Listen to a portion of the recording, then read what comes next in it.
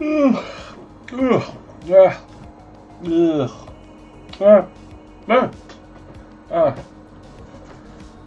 this stuff. Let's get this show on the road, shall we? I suppose. Hello, people. Take it, people can hear me. Yes, people can hear me. Excellent. Somebody said hello, Moog, so I guess that's me. What do I press now? How do I make this thing go? There we are. Right, okay. Excellent. Right. Hello. Hi. Yeah, bear with me. I was just combing the back of my hands because I do that before live streams. It's part of the process. How are we, people? Party people, who we got? Jamie Hall, hi. Joe, good stuff. Mick, you're always here. Hi, you're ace. Brilliant, we love you. I've just been looking at my channel. I have 111 subscribers now, so now I'm in the big time. I will be sure to remember all the little people that I stood on the way up to get here. So thank you all.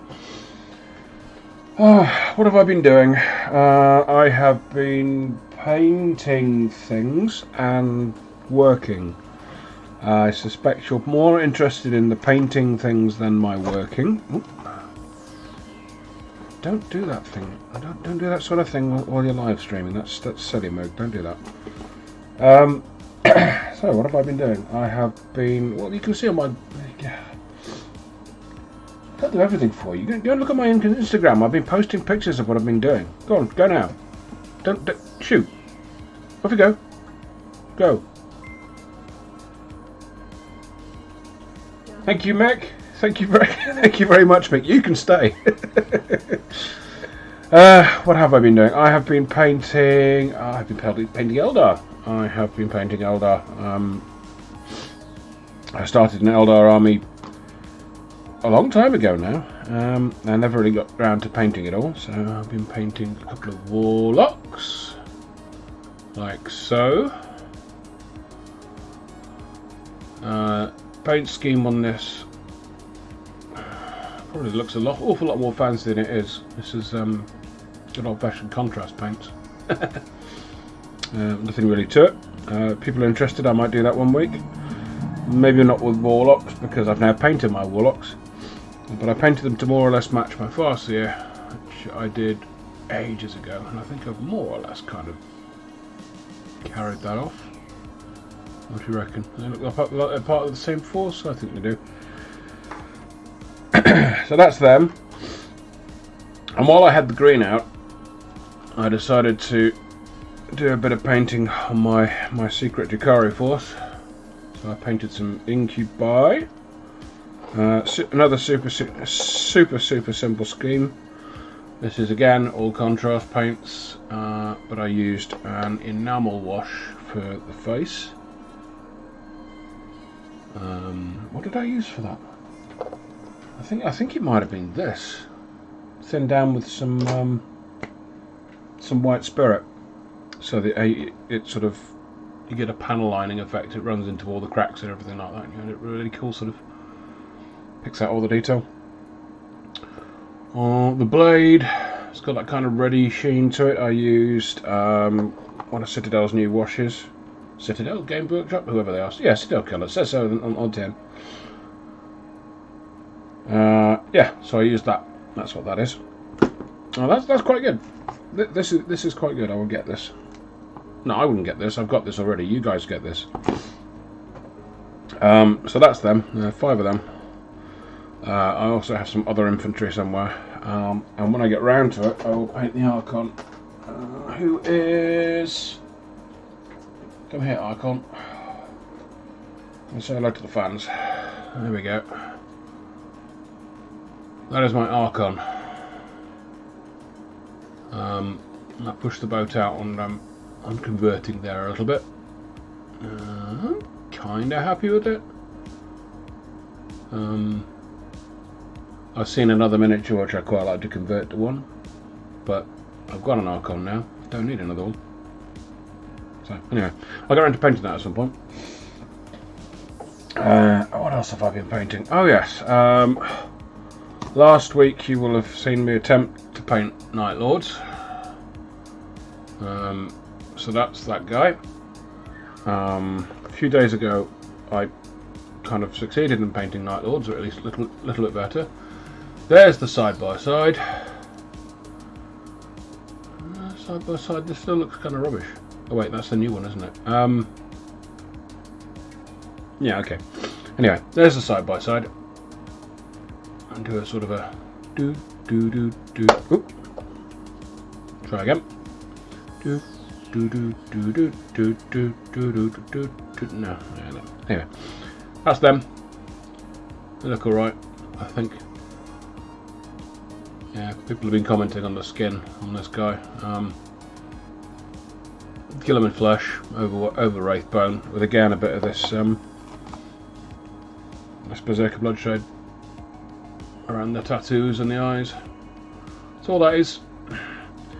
The time-consuming bit on that was the lightning around the edges of the armour and such. But it's simple. It is simple. It's just time-consuming and fiddly. There's no magic trick to it. It is just a small brush and time. What else have I been painting? What else? I actually prepared. I got everything out that I was going to show and tell for the first 10 minutes or so, and I'm looking at it and thinking, what do I show next? Because that's how I operate. Oh yeah. Here we are. I've been painting Horus Heresy Marines on and off for the past week or so, a couple of weeks, a few weeks, months, so however long. And this is my stab at an Emperor's Child. Emperor's Children? Yeah, Emperor's Children. There we are. I didn't have an Emperor's Children decal, so I was forced to freehand something. Again, this is super simple. What did I use for this? So simple, super simple, I've forgotten.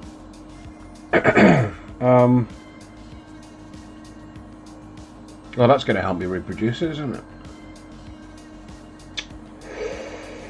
I did some things for this, and it came out like this.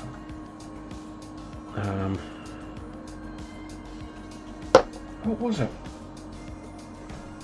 I think, because it wasn't put away properly, I think it was possibly this. I think it was possibly this over something. Can't remember. I'll try again. When I try again, I'll write it down, then I'll remember. But the finishing touches were where did I leave that? Oh, of course, now the boy racers. Could be girl racers, let's not be sexist. Decide to charge up and down the road, don't they? Yeah. I used a coat of that, but the purple one, not the red one. Which gives that kind of metallic sheen over the top. And I used many different golds for that. Over a base of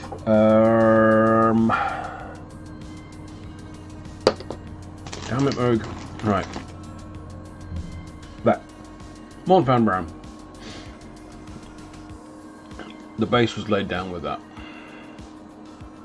So what you can see just behind the metallic is that. What else am I looking at? Oh, yeah. I finally finished off my chosen. The original idea for these guys was to have one for each of the ruinous powers and a Chaos Undecided chap. Didn't quite manage that, I don't think, but we'll see what you think. This is the Chaos Undecided chap, who is pretty generic word bearers. Got a kind of a power axe there because he can't have a demon weapon. Yeah, more on that later. So that's him. This is me reaffirming I'm not a particularly good painter, but these look okay from a distance. There's my corn guy, who is covered in not that, which is why he looks like that. Don't do blood on him though. I have found this over this very, very sparingly over a little bit of this. Creates quite a realistic sort of blood effect.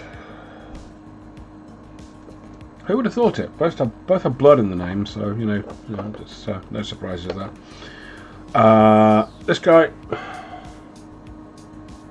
obviously, Nurgle dude. Oh god, Shattered Suns, are they? Can't remember. Whatever Lorgar's chapter was called. That's the symbol for them. That's not freehand. That came from a sheet of transfers, which I got with a Contemptor, I believe. Yeah, Contemptor, I think. If not, don't shoot me. Yeah, it's the old Contemptor. Oh god, I haven't done his gun. I will do. Actually, I might do. Yeah, I'll do his gun later. Actually, I'll do his gun in a bit. Tzeentch guy. Not a psyker, because he can't be a psyker, but you know, yeah. But these ravens were 3D printed from Fleshcraft Studios, I want to say. Yeah, Fleshcraft Studios, quite possibly. Again, if I'm wrong, don't shoot me. But yeah, they're super fiddly and they've lost legs and all sorts at the moment. That one's intact, that one's intact, that guy's lost a leg because he snapped off, and so spindly, those legs. You know, you look at them and they snap off. I might have another go at printing some of those out. I'm slightly better at printing stuff. But that face isn't fantastic, is it? Maybe have another go at that. The problem is, the more times you have a go at something, the more paint builds up and the more detail you lose, and the worse it looks. There comes a point where you have to kind of write it off. And my Slaanesh guy, I didn't quite know what to do with the armour. I wanted to give it a sort of a pinky kind of pastel sheen, but that would have been not very word bearers. Would not have identified as word bearers. So I thought, I'll give him a nice demon weapon, which again he can't have. But you know, he's got a demon weapon. That is clearly a demon weapon, and he has it, but he can't have it. That's not a thing. So what he has is a pink sword, but it looks like a demon weapon, which he can't have because he's got a pink sword. And he came out more or less okay, I think. Kind of like the. I'll put my glasses on so I can actually probably see him. I'm looking at the screen to have a look at him. Yeah, I'm kind of pleased with the shaven head look. Again, the face isn't particularly anything special, but yeah, looks alright. Yeah, I mean that's white. Let's give that a little go. And he counts as a word bearer, so it's technically. Oh, I need to put the decal on as well.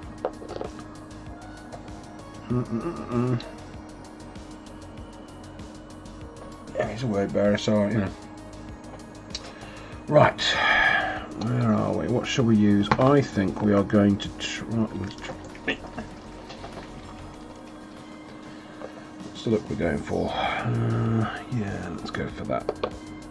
Yeah, okay. I think what we're going to do is going to use one of the new contrasts. This is Frostheart. I got an awful lot of blues. When I was buying these contrasts and shades, I got an awful lot of blues, and I don't use an awful lot of blue, so I don't know why I bought an awful lot of blue, but an awful lot of blue is what I have now. So that's the thing. Right. This may or may not work. Okay.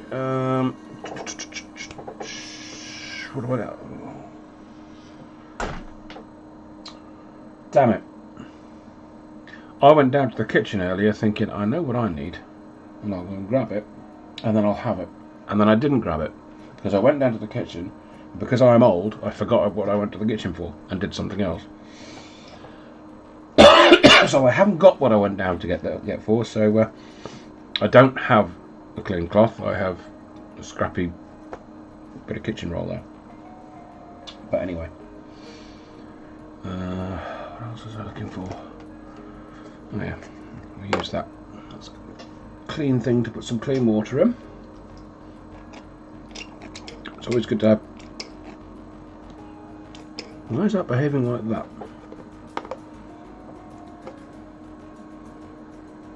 What is in that to make that behave like that? I'm not on drugs, I promise you. No, maybe not. There we go.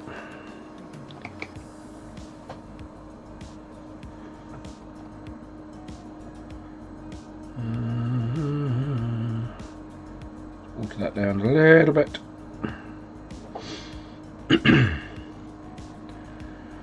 So that's pure white on there. And you just want the colour around the edge.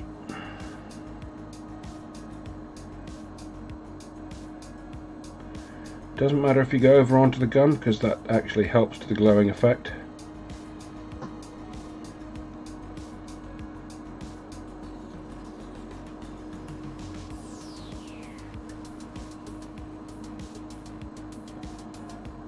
Just go around the edge.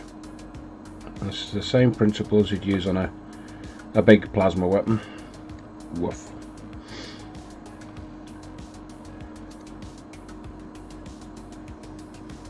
And just leave that bit of white in the middle.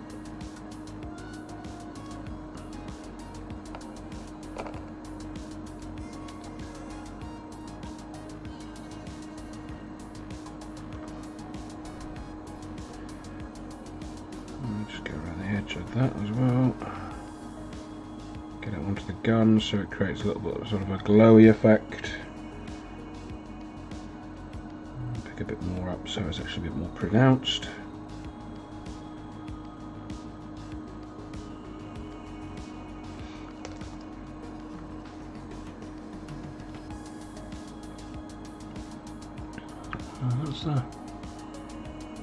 That's kind of basically it. That's the way I do it anyway. I mean, you could stick a bit more. What's that? Is that Tyron blue? Yeah, let's use about that. This is the new blue shade, which is kind of cool. Has that dried properly? Hasn't really dried properly, but that might actually work in our favour. So just a bit of that blue shade.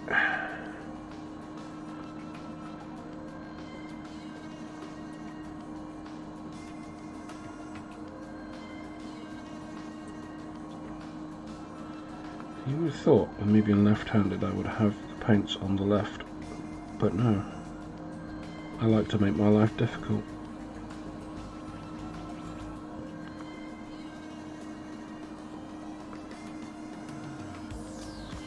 And that just deepens that. I mean, what you're going for there really is the contrast between the deepest shades of the blue and the white. I think we've pretty much got there. And we're going to grab some white, because I had some white out. There we are.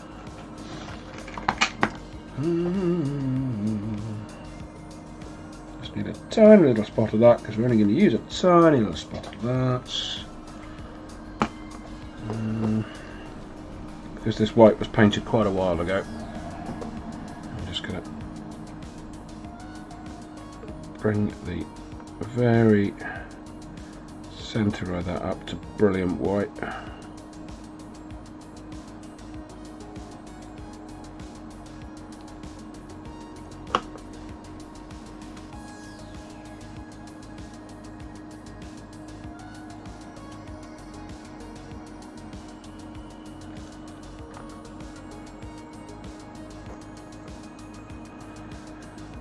And what we're also going to do, this is optional, let's just run some very, very thin edge highlighting down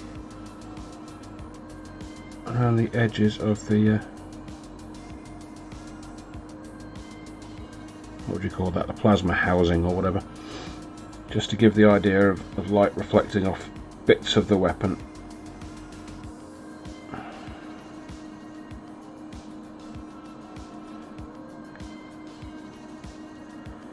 But this is belt and braces stuff. This is not something you really need to do. If you were just painting for the table, the first step with the contrast, just whack round the edge of the white there would have been fine. You can pick out light reflecting on the weapon if you do take pictures of your miniatures close up, which I do. That'll about do you. Right, so let's get these guys out of the way and we'll move on to the main event. Just as I picked that up to do that, I thought, there's one more thing I was going to show you. What was it? Over there. Oh, it was this thing. I'm looking at it. Couldn't see for looking. Hey Kev, how you doing? Oh.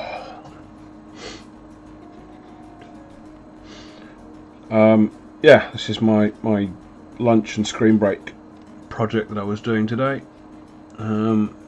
which is a Scorpius tank, AdMac for Metallica Forge World.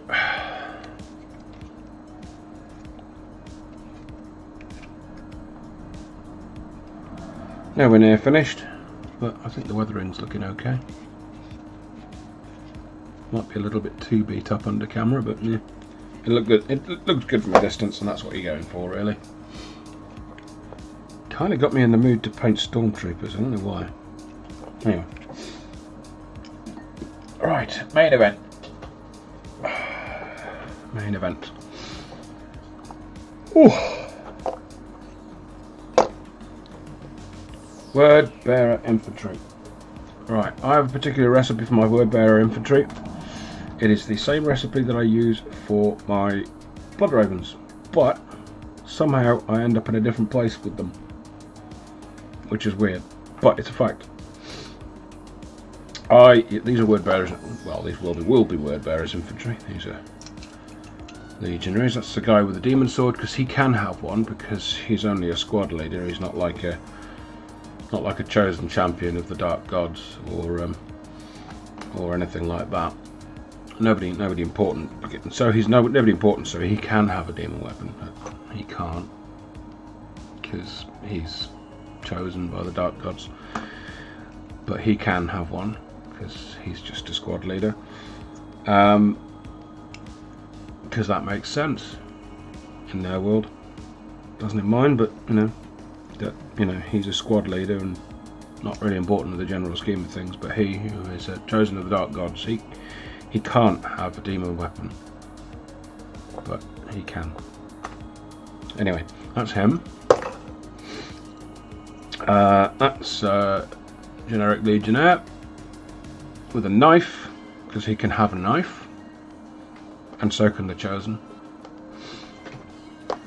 And this is the Balefire guy. That is the Balefire tome, which is the new thing, which costs you 20 points. And you have to give up your infantry model's main weapon, which is the bolter. So there's no bolter on that. And you get this in one place and one place only currently, and that's in the Kill Team Legionnaire box.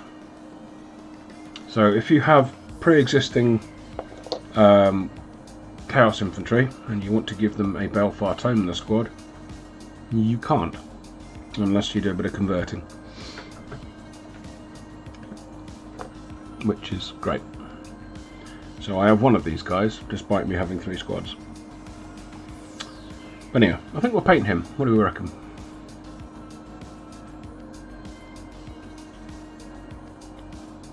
What do we reckon? Do we reckon? Do we have a reckoning? I mean, I could paint him and his demon sword, which he can have, because he's not chosen by the dark gods. He's just a squad leader. He can have one, but chosen the Dark God, and he can't have that.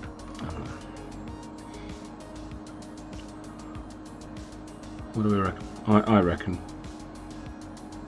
I reckon we're gonna do. Yeah, we'll do the bell for that guy because he annoys me because he's got a demon weapon and the other guy can't have it because, you know, despite having a demon weapon as a model, he can't actually have a demon weapon. So, not that I feel strongly about this or anything. You know, just putting it out there that this guy can't have a demon weapon even though he's got a demon weapon.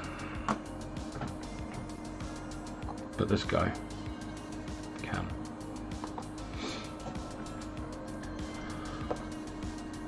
Moving on. Right, okay. I think we're going to talk to the... Oh, God. Of course, I do everything on top of my... Okay, I guess we've just got base ready mix on the wet palette, so it's going to look a bit spotty. Do we need a bit more water there? We might do. Let's pop a bit of water down there. And the first colour that goes on, this is over a black undercoat. My usual regular black undercoat, which is not on my oh, there it is. Which is that. Through an airbrush, which I'm sulking at the moment, so I won't be using that tonight. And you... Oh, I need some paint, don't I? Is that it? No, that's wrong. Wrong brown. We start as all good red miniatures should, with a nice deep brown.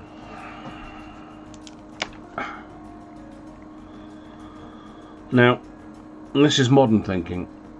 Back in the old days, during the war, that's the first Gulf War that is, if you were painting a red miniature, you would start with a white undercoat and then you would go to yellow, and on top of that you would put your red, because everything in the 90s had to be bright red. And if you want a nice bright red, you put it over yellow. And conversely, and this is weird, if you want a nice rich yellow, you put it over red. Let's get a bit more light on the subject. Oh, a tiny bit more light. There we go. Probably more for my benefit than yours. And we're not going quite up to the line here. We're just going to sort of dab this paint on. Oh, you know, I put this water on the wet palette, and then I'm not going to use it, am I? Because that's how I operate. Right, there we go. Thin your paints, unless you're me. Oh, that's not right, is it? I think there might be a bit of white spirit left on there. Never mind, persevere, carry on.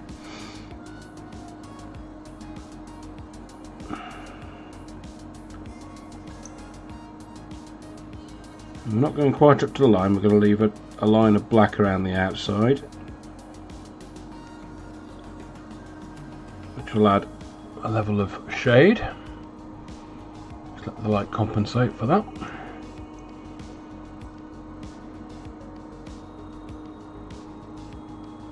Okay, what have we got going on there? We have some trim there, because these things are all trim.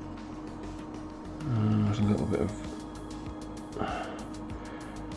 Okay, it's not going to be red, but we're going to do that brown, because that's going to end up being brown. Because that's leather. Or, you know, tanned human skin or something. Leather regardless, doesn't matter about the source. Let's not talk about that.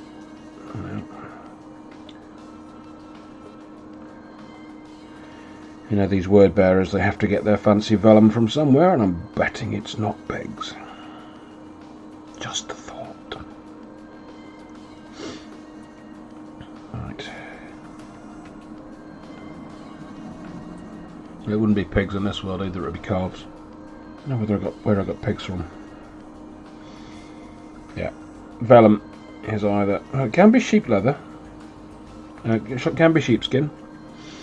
It can be pigskin. But usually in this day and age, particularly Queen's speech in Parliament. The speech the Queen reads out in the UK Parliament is written on vellum, which is why it takes so long to actually put it together. And the vellum they use is made from calf skin.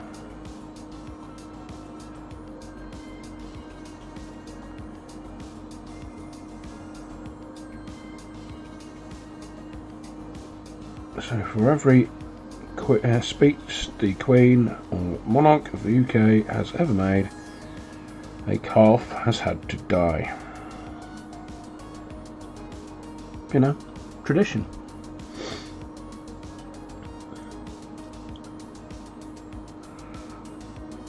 Tradition, otherwise known as peer pressure from dead people.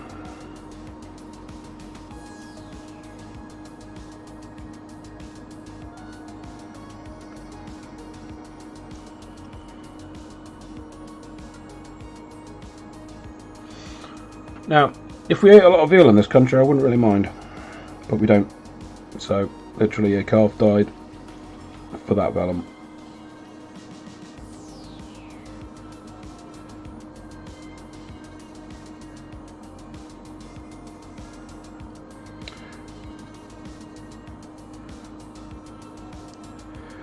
But the word bearers probably use heretic skin, which is a renewable resource, involves no cruelty at all because they're just heretics.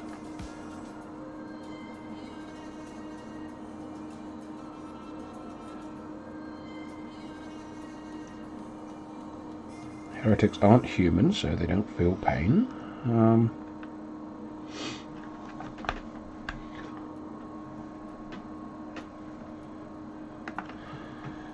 Mick, you've got a problem.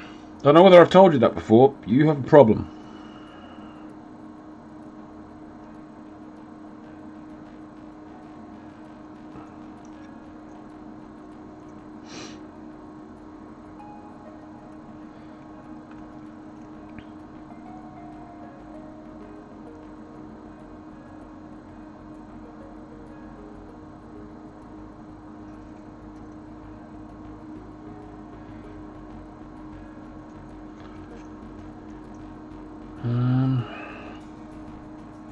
Yeah, you have many problems.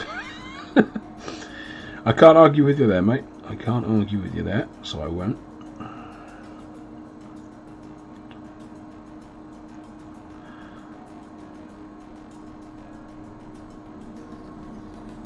Mick the Machine, many army Mick.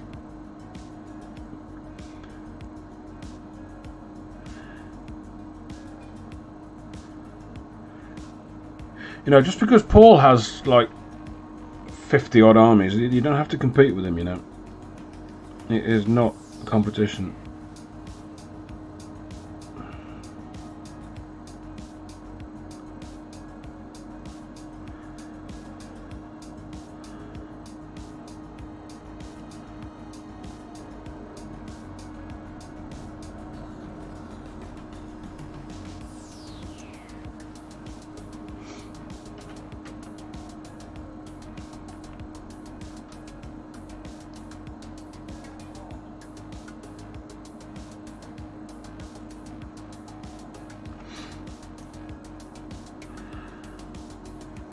I mean, I blame a lot of people for this sort of thing. There's this real culture in the hobby of acquiring armies, and that being some sort of thing to aspire to.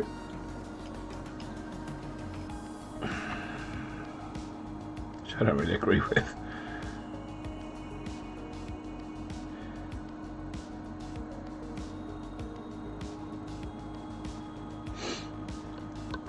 But then I suppose, you know, if you're going to get some enjoyment out of it, why not?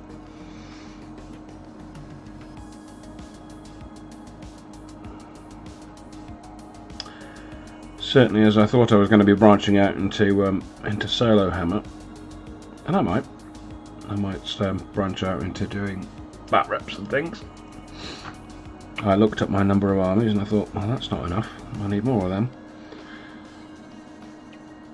And then I sat down and I thought, how much is it going to cost me to get all the armies I need and all the scenery I need and all the battle mats I need? And I thought, no, I'm not doing that.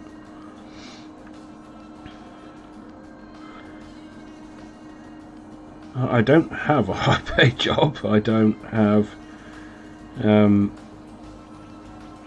much coming in at all, really, in the scheme of things. So,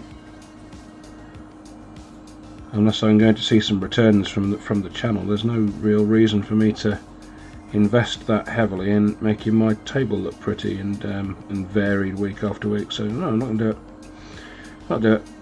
I shall do the odd bat rep every now and again, possibly if I feel like it, but it'll be on the same battle mat, and it will involve the same scenery, and it will probably be one of my... How many armies have I got now? Playable... 4? Maybe? 5? I don't know. Yeah, it'll be one of the 4 or 5 armies I've got. Which again, is way more than I need. Way more than I use.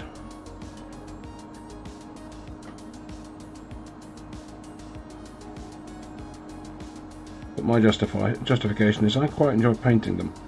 Even if I never play them, I enjoy painting them. I enjoy the process, I enjoy the thought that goes into it, and the sheer zen. I mean, there's kind of a zen to it, I suppose. Right, so that's all the armour done in brown. That's not all the armour done in brown, I lied. Just going to go around the shoulder pad as well. Pushing outwards, then drawing inwards. So you get kind of a sort of a blend. But it's a really subtle blend. Oh gosh, that's all skulls. So let's go over that, whatever.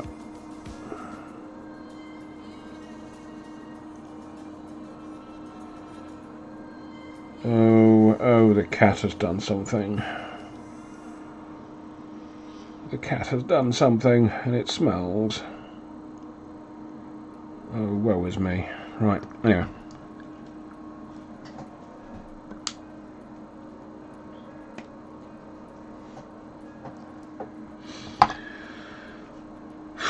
So that was Rhinox hide. Next.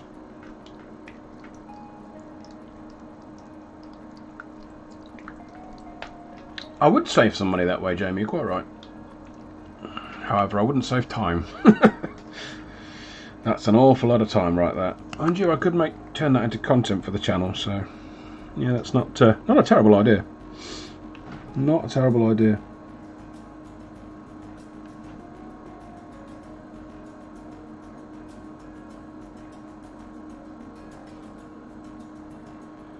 Or I could do what Mick does and just buy pre-assembled, pre-painted armies off eBay, and then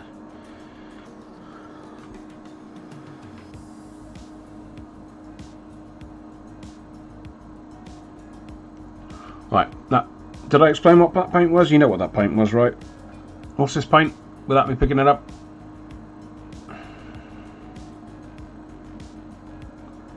Don't make me pick it up. You're gonna make me pick it up, aren't you?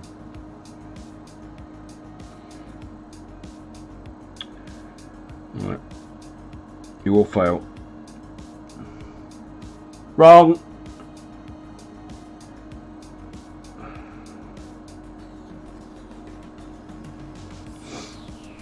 Wrong. Not Flash Terror's red.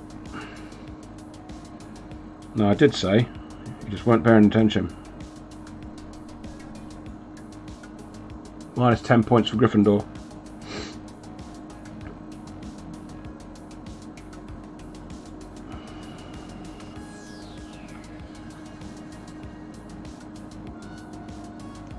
Am I allowed to say that these days? I don't know. Probably not. That's probably some reason I'm not allowed to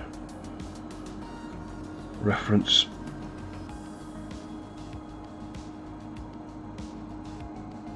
A small boy goes to wizard school book.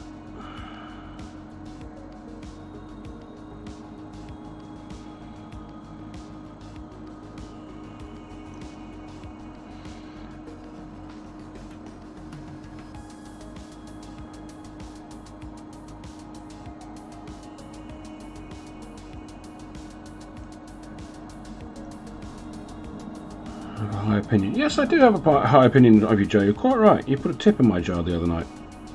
Of course I have a high opinion.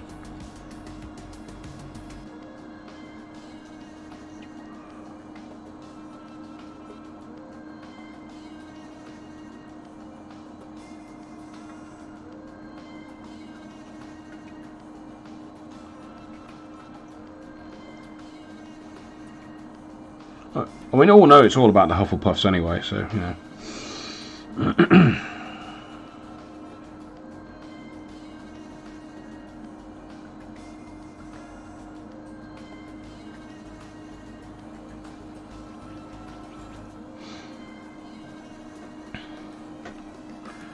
And if we're talking about Primarchs and Hogwarts schools, I think we all know that Angron and people like that would be in Hufflepuff.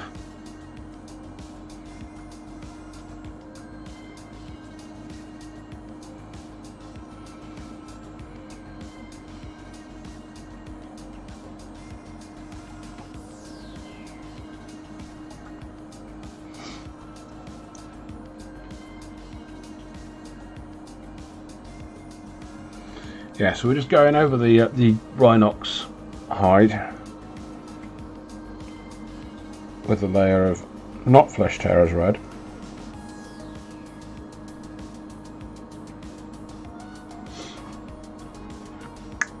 It is in fact a base paint, not a contrast paint. It's corn red.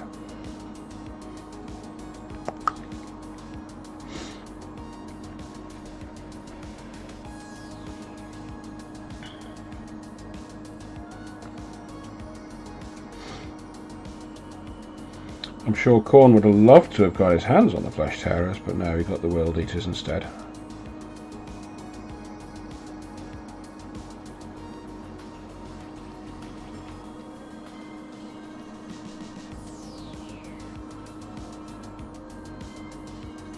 The Flesh Tearers weren't around at the time. Sure, he would have loved to have the Blood Angels as well. But no. We got the World Eaters.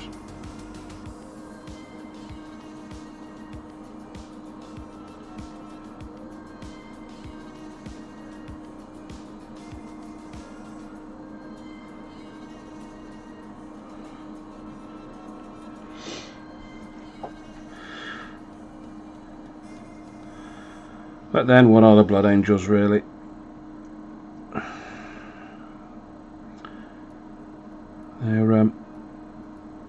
They've got that whole angry thing going for them. Oh, very, very angry. But you know, that's the World Eaters.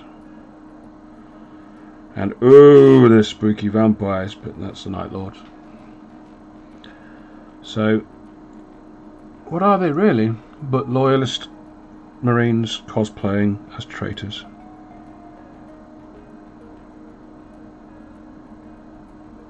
Everyone wants to be a traitor.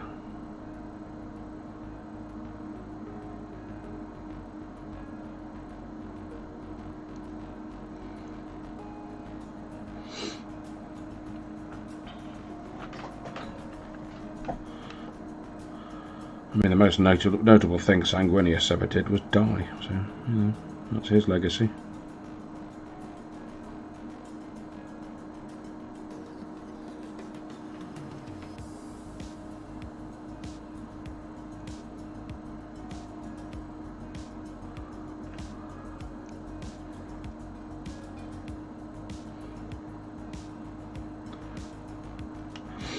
Am I wrong, Internet? Tell me I'm wrong in the comments. I dare you. I double dare you. If you're watching this back after the live stream's gone, as I know a load of you are, tell me I'm wrong. Tell me the Blood Angels aren't just cosplaying Night Lords. Just tell me they're not wannabe Flesh Tearers. Well, not Flesh Tearers. World Eaters. Tell me that's not the case. I don't think you can, because I think it's the truth.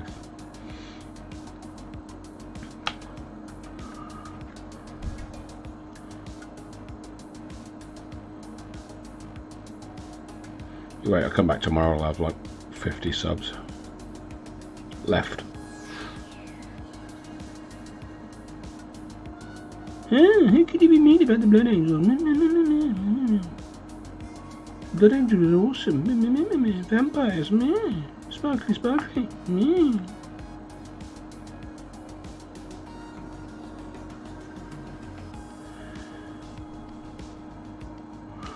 I remember back in the day, way back in the day, before most of you were born, I reckon, apart from maybe Mick, who's old. I had some Blood Angels. I had some Blood Angels because they'd recently come out. Some Blood Angel miniatures had recently come out in White Dwarf, and that is the reason I had Blood Angels, and I got better. I recovered.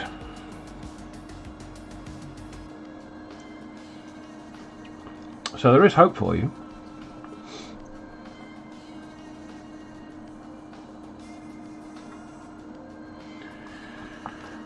Do I like the fan theory that Sanguinius beat Horus in single combat, but goes snooker loopy, so the Empress has to kill him and finish off Horus? Sanguinius puts the Emperor on the Golden Throne. No, I don't think Sanguinius did anything useful other than get nobbled by Horus.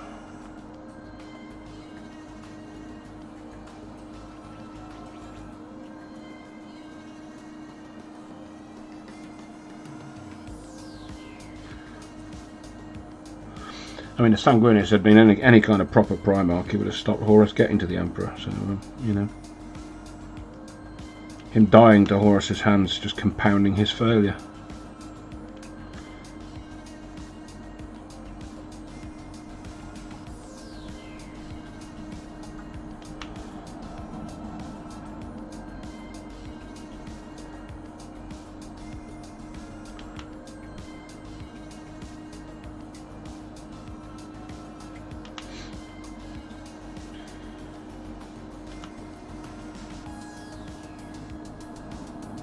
But then again, if Sanguinius had been any kind of real Primarch, he would have bent a knee to a real power that's deserving of worship, rather than someone who didn't want worship in the first place.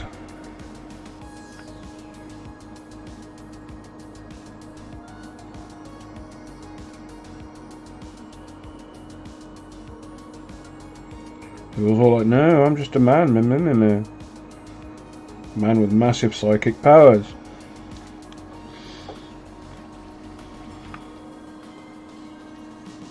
Right, okay, so that's your corn red layer.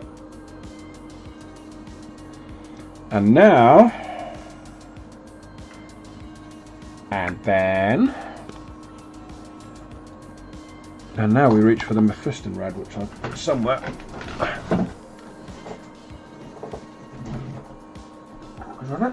That's not Mephiston red, that's green pink, that's no good. You know when I said I had all my paints out ready? Maybe I didn't say that, maybe I said that in my head. There we are, Mephiston red.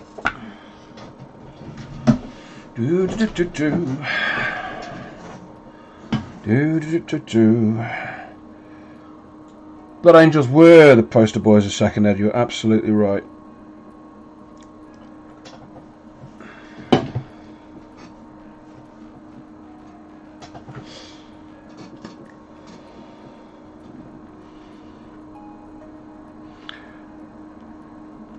But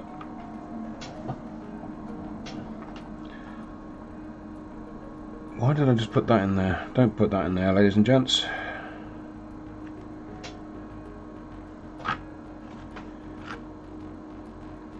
Right, so this is Mephiston red. This is not Flesh Terror's red, or even Corn red. This is Mephiston red. So we're just going to pick out.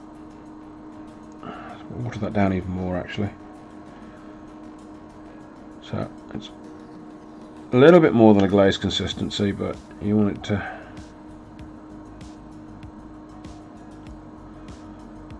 pool a bit.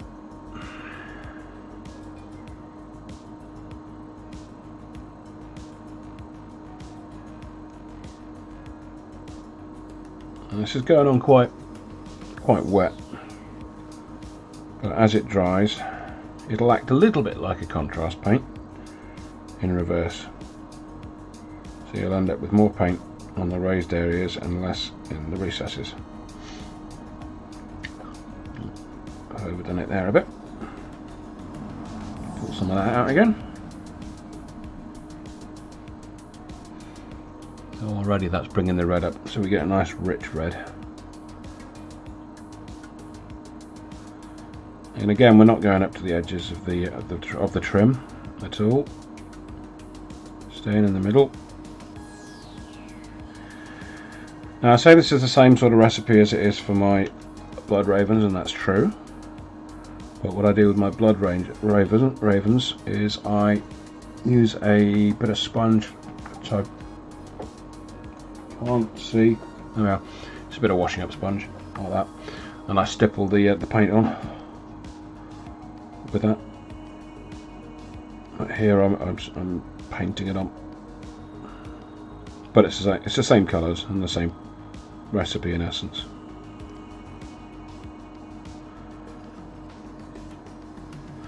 So you can hopefully see on that leg plate, if I can get it in focus, we've got that whole range of colour, all the way from the black to the Mephiston red, and it gives it a nice depth and richness.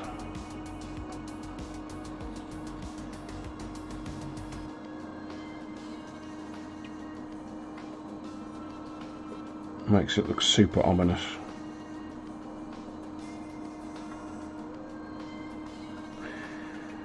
And this technique, there's nothing to it really, and you can do this batch painting style quite easily. A little bit more time consuming than just spraying things with a spray paint and then calling them done, which apparently is okay for Warhammer World. But, or just building them and calling them done, which apparently is also okay for Warhammer World. But you do build up an extra layer of contrast, which looks good on the tabletop.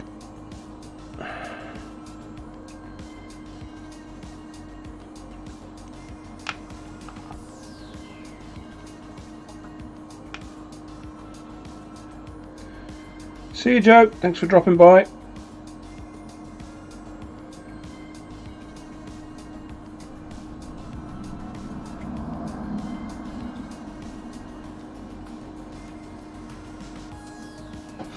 He's a good lad, that Joe, really. He is. I rag him a lot, but he's a good lad. Would never tell him as much.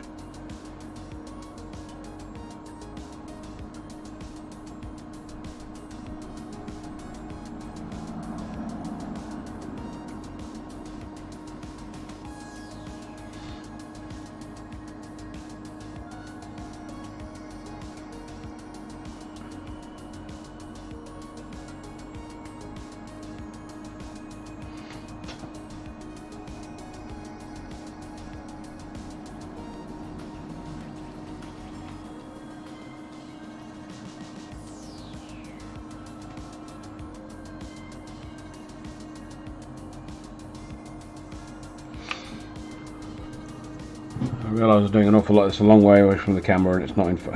Keep going for the corn red. Ugh. Oh!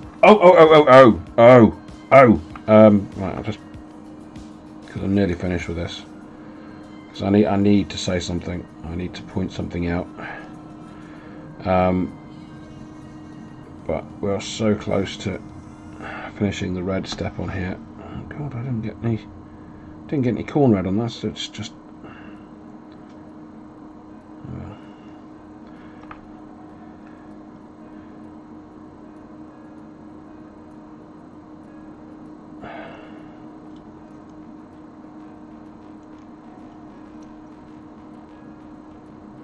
Right. Don't let me forget that I was going to say something. Because I will forget. And then the thing that I was going to say won't get said. And it needs to get said. Because it's important.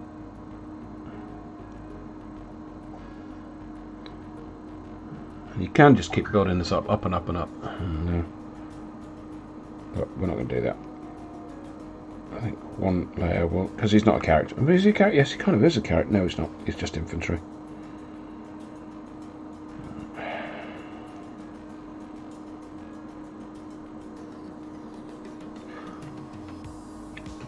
Oh, the thing. Yes, say the thing. Thank you, Jamie. I need to find... What was the thing I was going to say? I was going to... Oh, yes, that was it. These things. I picked them. Yeah, right. You know, these things. It's just a pad of paper with kind of like a shiny finish to them. When you'll see these being used on the various Games Workshop things. Don't. Just don't. You remember last week when I was having all that problem stuff with the paint drying before I got it on the miniature? It's this. I was painting earlier on. Actually, when I was painting the... what was the colour I was using? There we are. So it was when I was painting the guy with the not demon sword, because he can't have a demon sword. Even though he's chosen by the dark gods, he can't have a demon sword. But you know, the guy that's just a squad leader, and this guy, he can have a demon weapon because he's just a squad leader. But the chosen of the dark gods guy here, he can't. Anyway, I was painting his sword, his not demon sword, because he can't have one, and it was much cooler than it was the other week. And the paint was still drying before I got it to the miniature. So it's this thing. You take the paint from the pot, you put the paint on the thing, you thin it down, add water to it, and the paper just dries it out. Do not get, I'm going to find a use for this stuff, but do not get wretched, horrible product. There goes my chance of Games Workshop sponsorship, but damn it, wretched, horrible product, do not get. Ugh. Anyway, important thing said.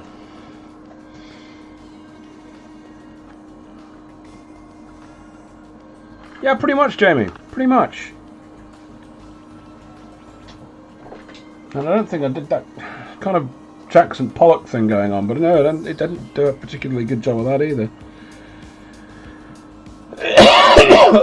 Right, important thing said. Do not use that. Bad thing.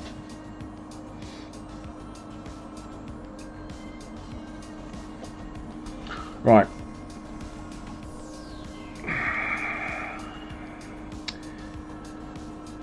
Oh, he's not a character, is he? No, he's not a character. No, he's just a dude. Why did I paint him up as if he was going to be a character? It's because he looks like a character. Because he looks like he ought to be a character. That's why I painted him up as if he was going to be a character. No, he's not a character, he's just a dude, so I don't need that. Or do I? Yes, I do. But not yet.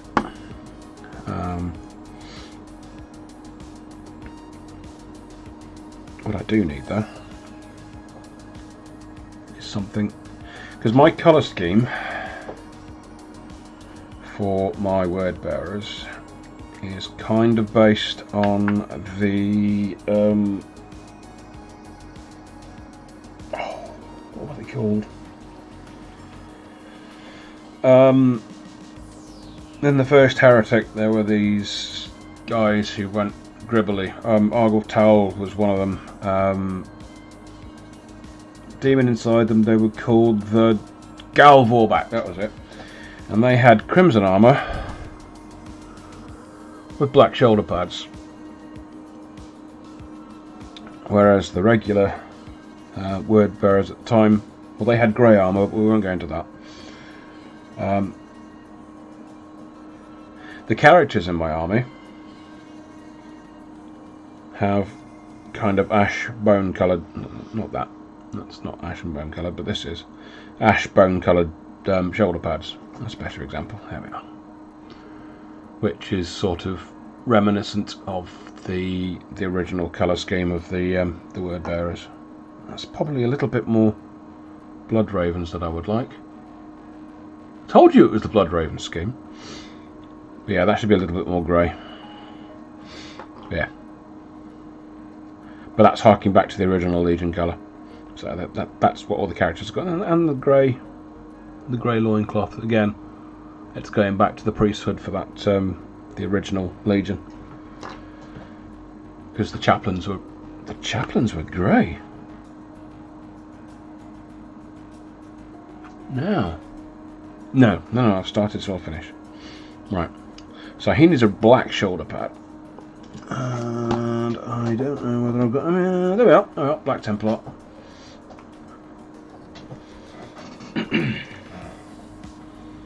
So we're just going to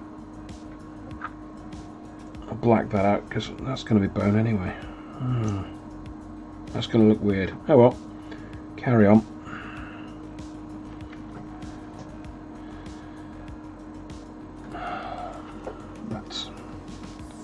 Rats. Oh, there we go. And this time we are going to push it to the edge.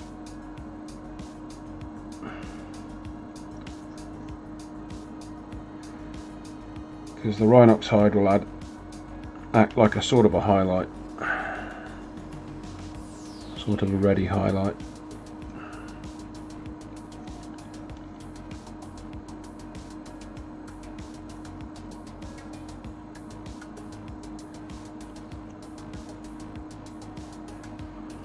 So I'm sure I said in one of my videos that black isn't black. Very rarely. It's always reflecting something. Unless it really is sort of like Vanta black, at which point it reflects nothing. White is exactly the same. White is very, very, very seldom actually just white. Which is why if you paint your white, pure titanium white, it doesn't look right.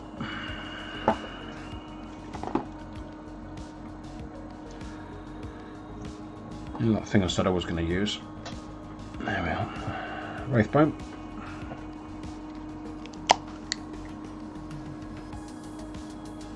Let's get a bit of that out onto the pad. Get a bit of water in there. Wet it down a bit.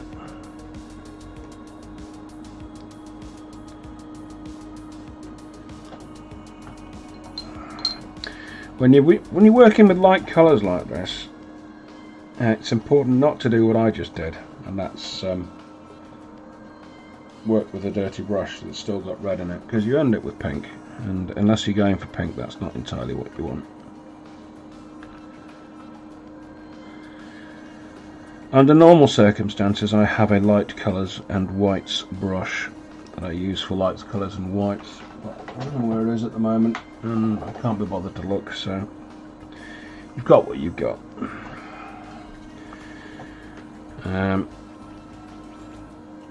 And my philosophy is, if you can make good with rubbish equipment, then imagine what you can do if you had good equipment.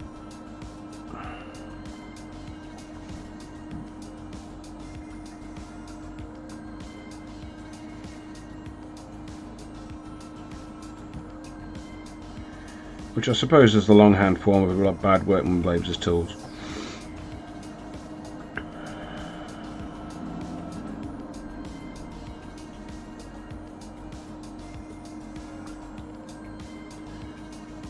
All kinds of skulls on here because, you know, it's grimdark, and what was grimdark without skulls? We've got our scully colour there.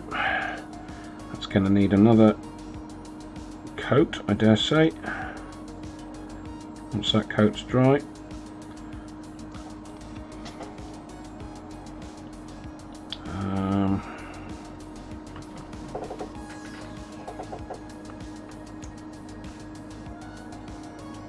Put a bit of that there and see if we can get some of that Rhinox involved there. Nope, is that dried out? There's a little bit. There we are. Put that there.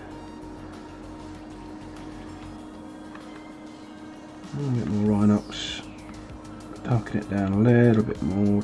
Touch of maybe red, just a little bit. It's perhaps too much. A bit more Rhinox. Okay, we're going full into colour mixing now, which if you're painting lots and lots of miniatures is not a good idea, but it's for a face and that doesn't matter because faces are all kinds of different colours. Right, red, when you're mixing paints, red, you've got to be super careful with it because you only need a little bit of that goes a long way.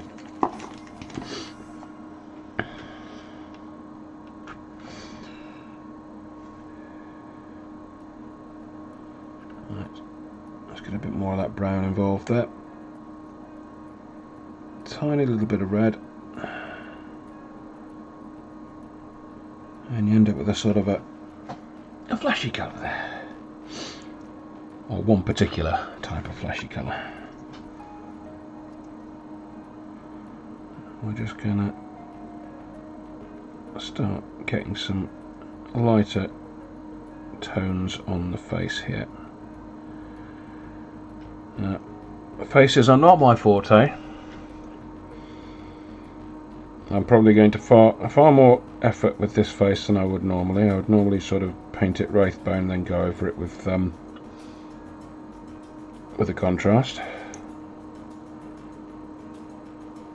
But we're going to try the build up the face approach. So that's nice and thinned down. On all the raised areas, we're just going to plonk this colour down.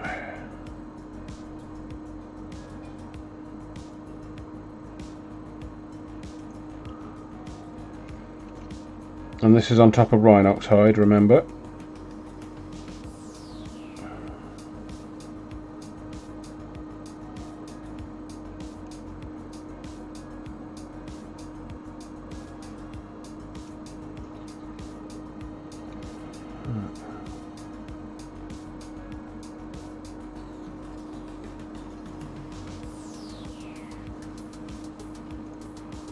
There isn't any.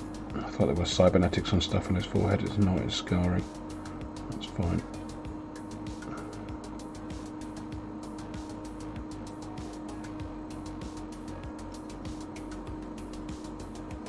There's a little bit of cybernetics at the back there.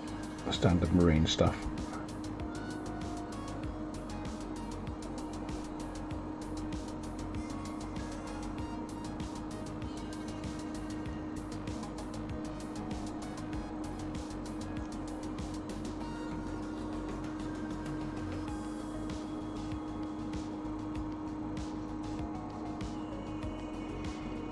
So we've got some nice deep shadows in there, which is going to look fine from however far away this is going to be. There we go. And we're not going to bother with eyes. I never paint my eyes because you're not going to see them on the tabletop. You're just not. Unless you're looking like sort of really mega close, you're not going to see them. I mean, even from that sort of distance, it doesn't look terrible. It doesn't. Right, tiny little bit more of the wraithbone. I've got distracted. Anyway, carry on. A tiny bit more wraithbone, make it a little bit whiter. And a little bit more highlighting.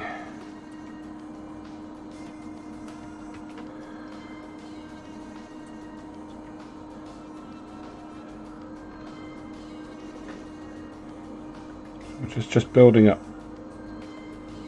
layers, really.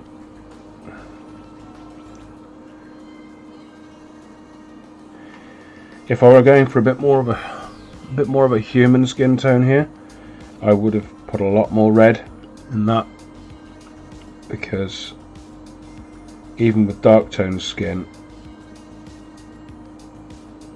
a lot of the colour comes from the blood under the skin. The skin is transparent, So there would have been a lot more red involved if I were going for a more sort of healthy human look. But this guy is not a healthy human. He's not even a human anymore, arguably.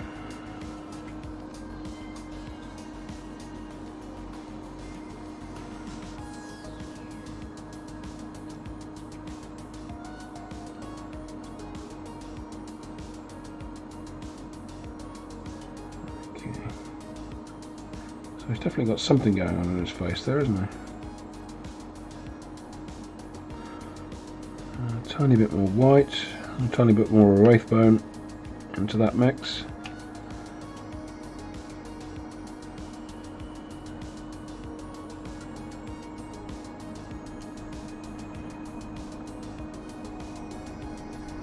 I know when I go onto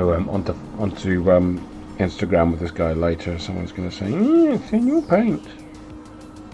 And you can see that I have thinned my paints. So that guy doesn't know what he's talking about.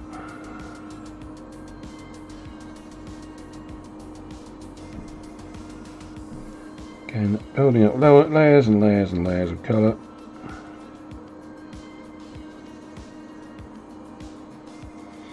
And this isn't a particular, I suppose it is a naught, but it's not a massively dinky brush, so shows what you can do.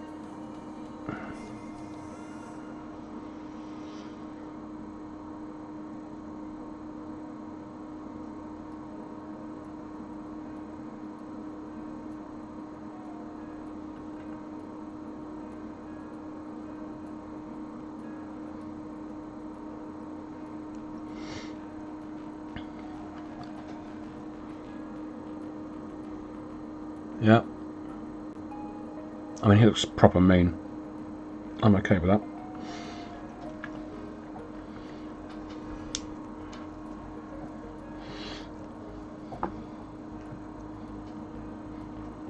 And I know some of you are thinking, possibly, I can't paint faces like that. Well, try. You know what?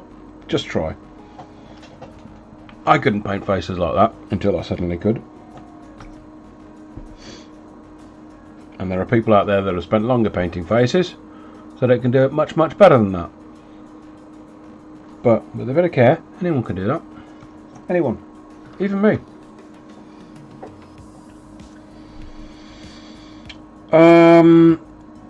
Oh, right, okay. I know what we're going to do.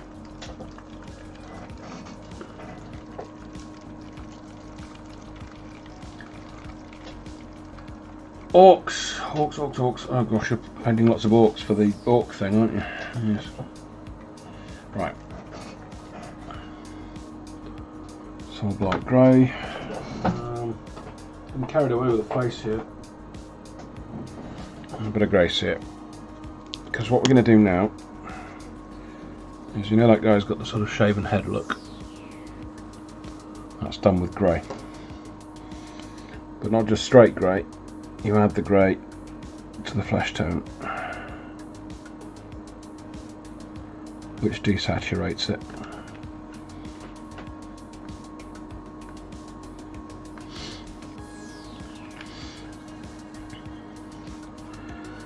And then you want to sort of apply it where the hairline would be, but stipple it.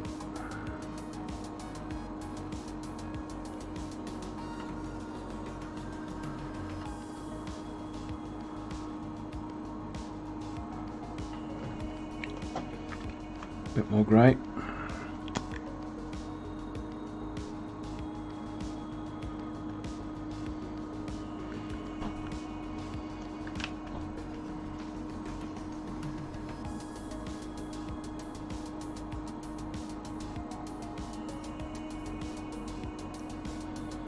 Right, the bulk of the light on a head is usually going to be towards the top, funnily enough, if that's where the light's coming from. So the lightest areas are going to be on the top.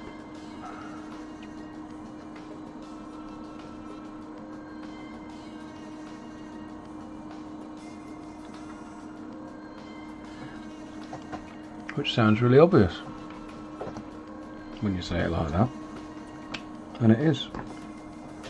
when you say it like that. Right, okay, I need a slightly darker grey.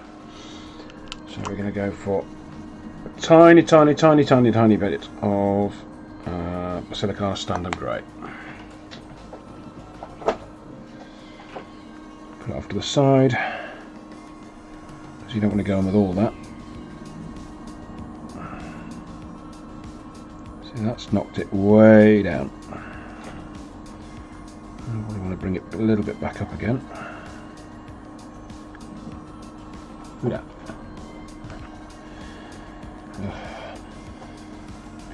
People turning around outside my house, day and night. I think I must be in one of those spots in the country where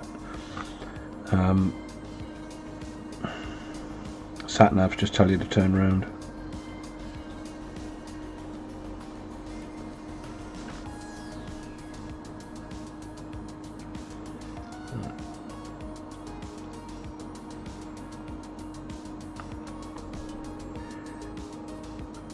So a bit more grey, darker towards the top for hair.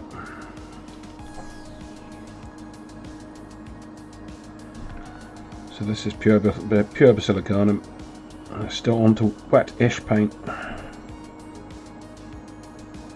So you're mixing on the miniature now.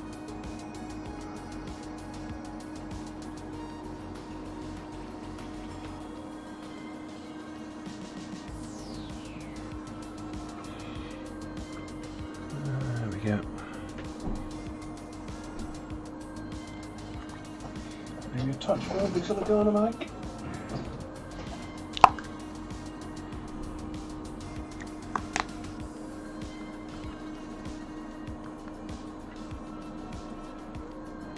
There we are.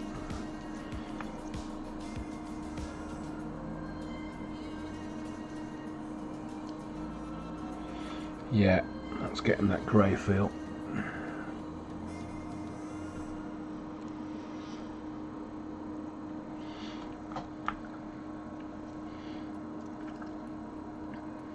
Again, you kind of want to be dabbing this on rather than brushing it on.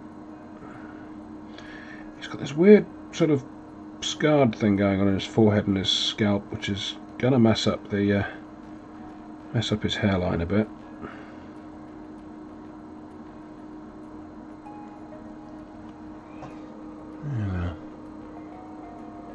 Yeah, liking that. And I've just seen something that should be red.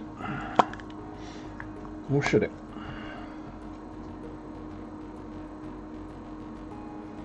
Yeah, let's do that red.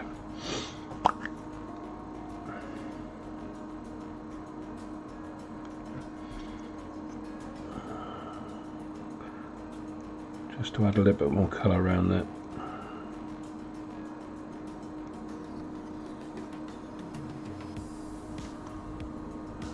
Well,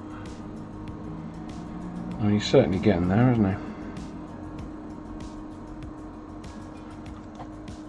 Distracted, I was doing that bit.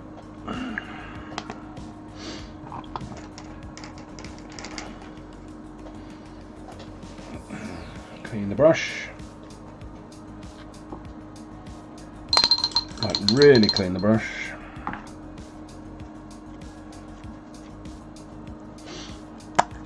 A bit more Wraithbone out. Tiny bit of water in there. Thin it down.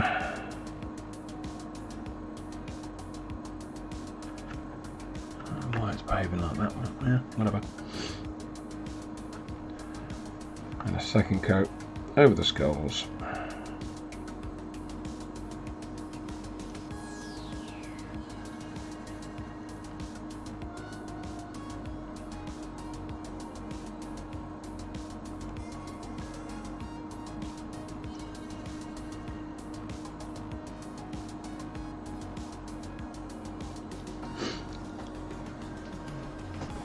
Right, this is the bit we all love, trim. Who doesn't love trim? Then I realised trim means something, but I mean trim in the sense of the the trim that goes around the edge of the thing, not trim as in bit of trim.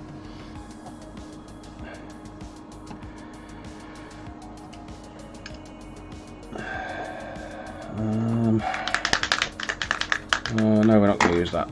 What do I normally use? I normally use... There it is. Is that it? That's it.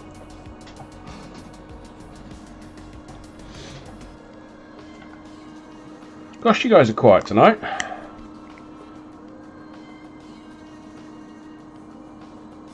Either I'm really boring or you're really engrossed in what you're doing. Right, so this is Canoptic Ally.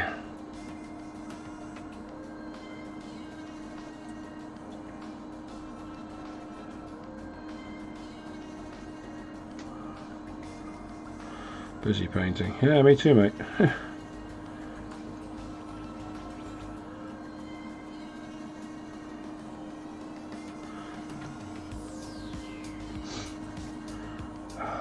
I put that on the left, I can actually... Not reaching over the miniature to dip my paintbrush, am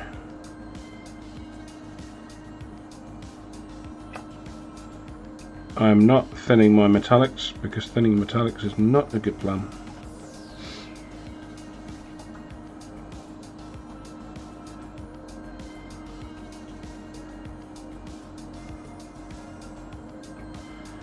Can get a little bit lumpy on you, but that just adds texture.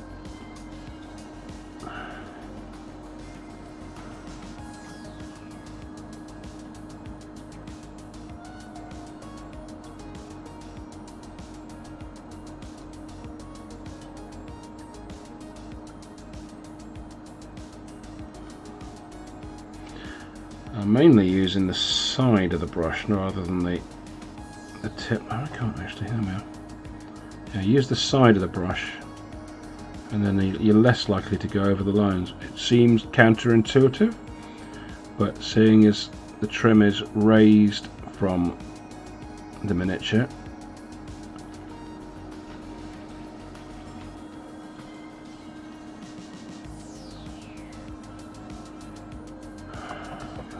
see what's going on here. I need better glasses, I think.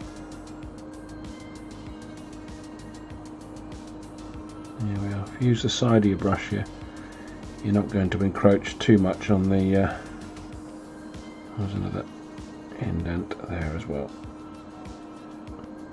You're not going to encroach too much on the armour underneath.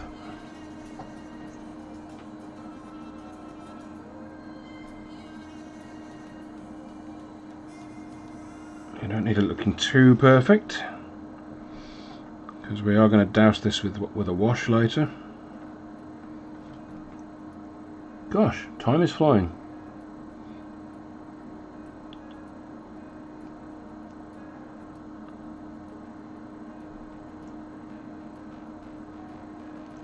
So we'll try and speed it up a little bit.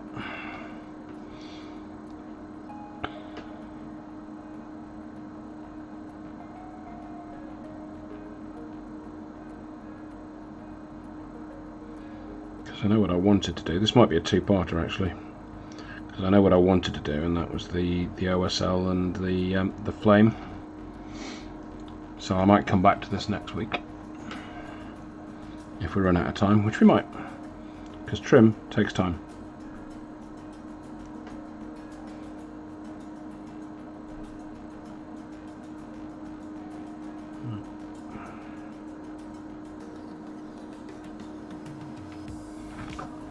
Okay, so this undersuit there is showing through.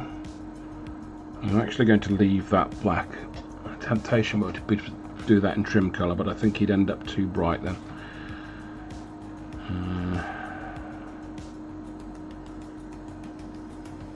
Let's do his Chaos Star though. There's belt.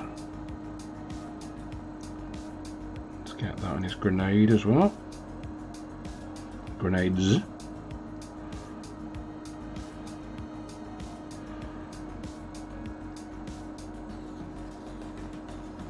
I normally do these crack grenades a slightly different colour, but because that's how my brain operates. But it's obvious which is which.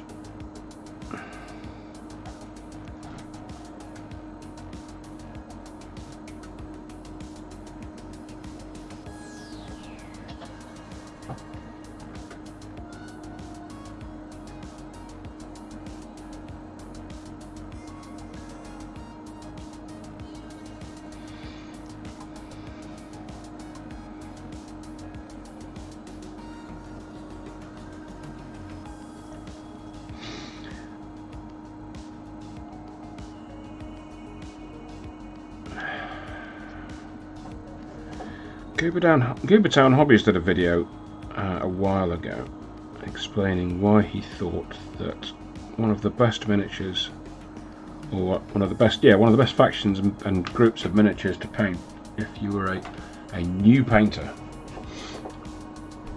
a brand new painter, was these guys.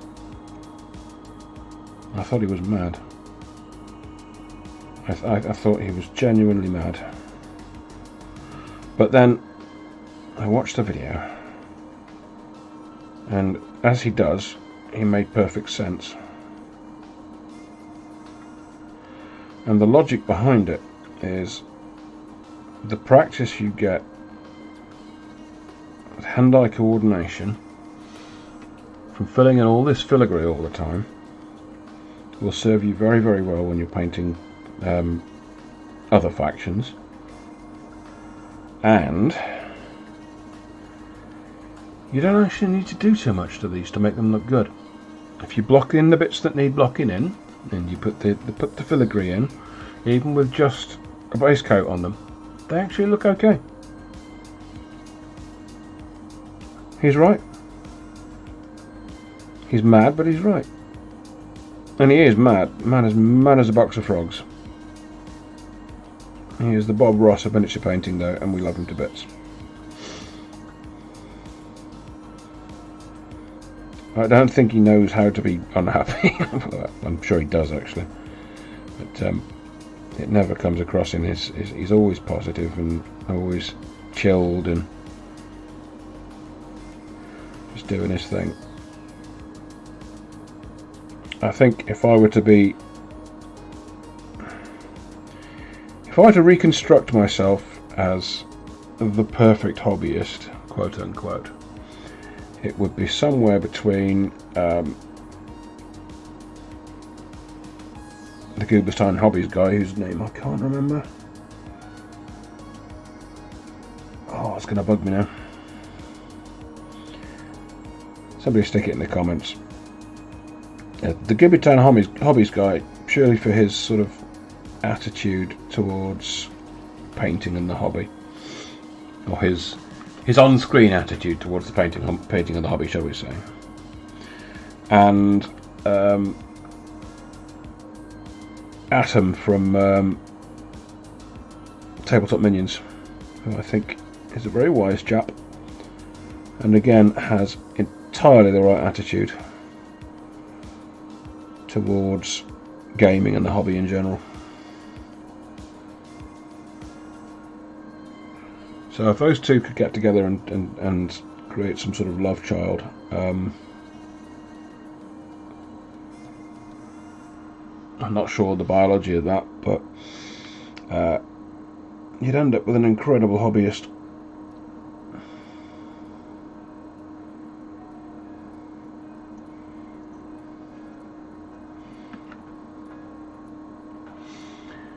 So if you've not seen Tabletop Minions, and you've not seen Goober Town Hobbies, go and check them out.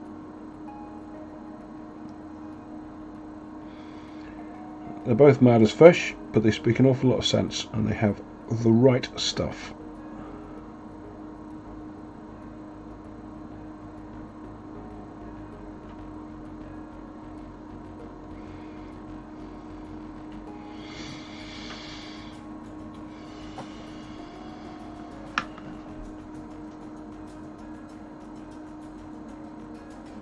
In fact, once this video is properly uploaded, once it's finished doing its live stream thing, I might actually link to their actually I might link to them from my channel anyway. So if you go to my channel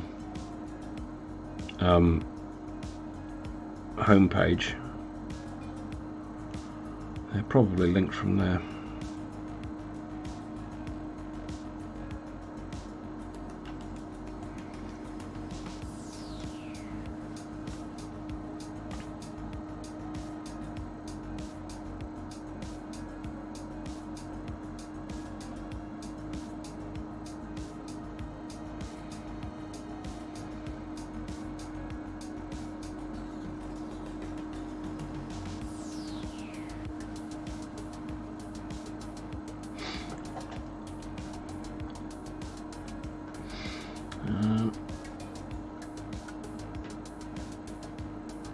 I found the best policy when doing all this filigree and trim and all sorts of stuff is just to switch off and just go for it.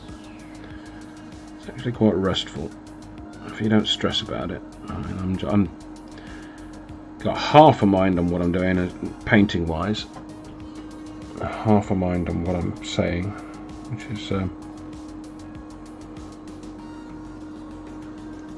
probably 100% more mind than I normally have on what I'm saying, but you know, and I'm just sort of getting on with it. I've gone over the lines in places, and then there's a little bit there, and yeah, bits and bobs, but it's not too bad.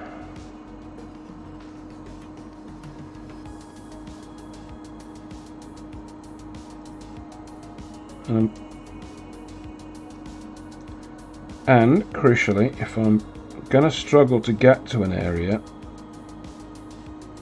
to paint a little bit of silver to make the trim look good, I won't paint it. If you're going to struggle to get there, odds on you're not going to see it on the table.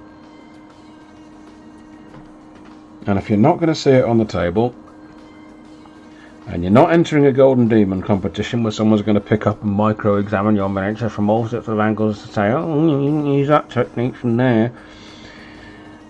Why are you painting it? Why are you getting stressed about painting that little area that's tucked up under his armpit and nobody's going to see?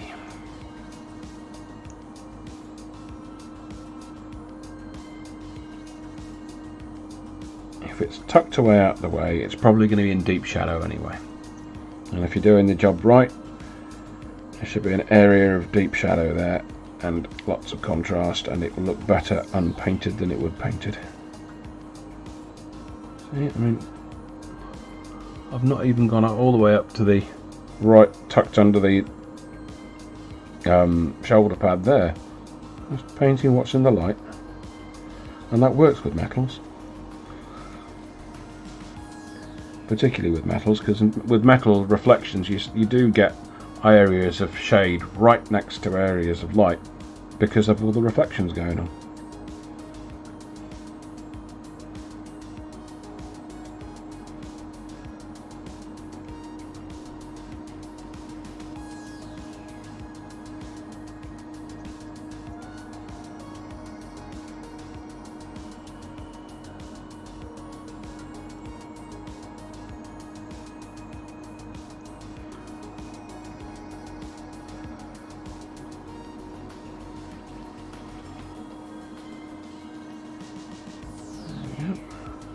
Nearly there with the trim.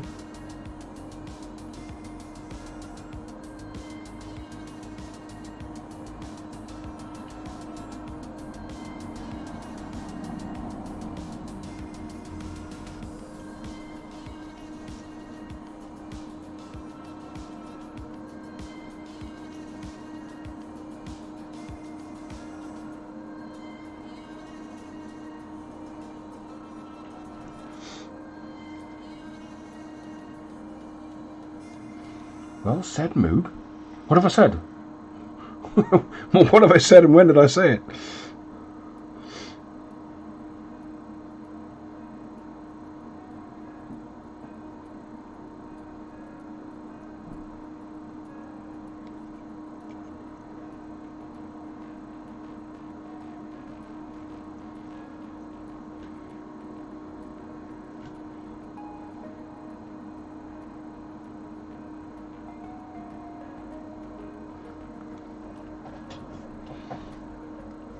Oh yeah, don't worry about missing things. Yeah, exactly. Exactly.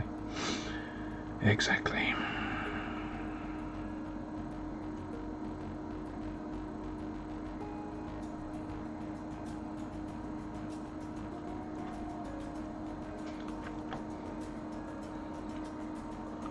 Okay. I mean, that's just base colours. That's not really... Well, there's a little bit of shading inherent in the red because I've built it up from Rhinoxide. But I mean, that doesn't look, from a distance, you know, that looks alright.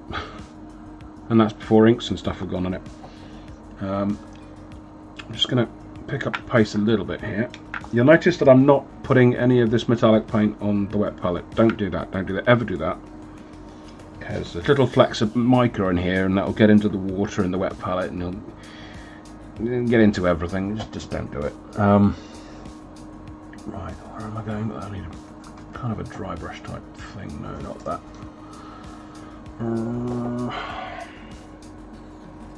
Actually, that might work. No, that's not going to work. So many brushes, I don't know which one to use. Is that one? Is that one a thing? Yeah, let's use that. That's actually a dry brush. No, it's not. It's a base brush. But it's an old base brush. It's an old dead base brush, and it's going to be used for dry brushing. So let's dip a bit of that out, just on the edge of the wet palette, and get most of that paint off. This is why I use the top of the wet palette for dry brushing. Just get a little bit of that out, and we're just going to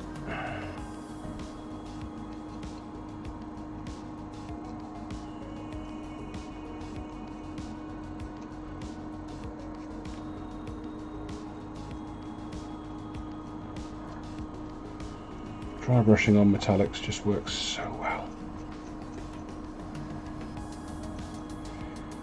I would have done it for the trim, but it's a little bit too imprecise for that. So you do kind of need to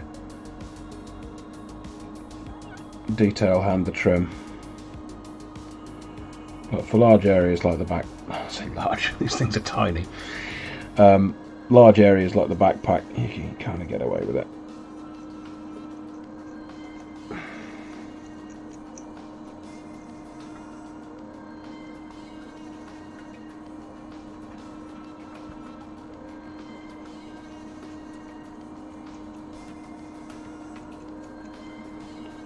I think this is going to be a comeback to it later. I think this is going to be a 2-parter.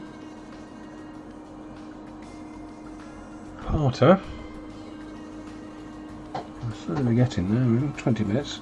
See how much we can get done in 20 minutes. What are we going to go with that?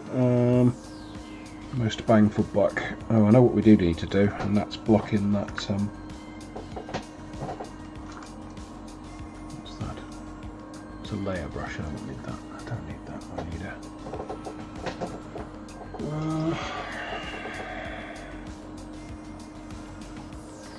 what was I going to block in? I was going to block something in and I've forgotten what it was. Oh yeah. Right. That's had metallic in it, not that. Not going to use that. Not going to use that. Oh god, I need to clean that.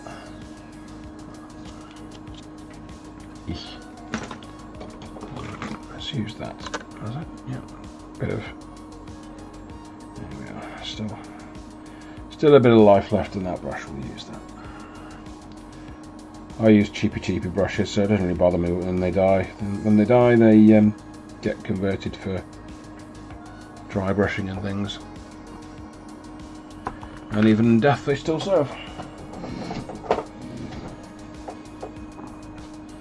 Put that away. I'm going to use that.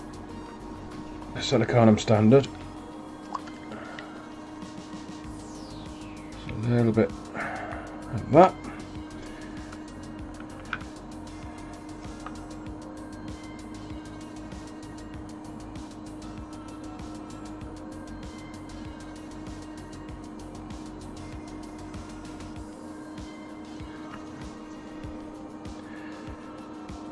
Painting his loincloth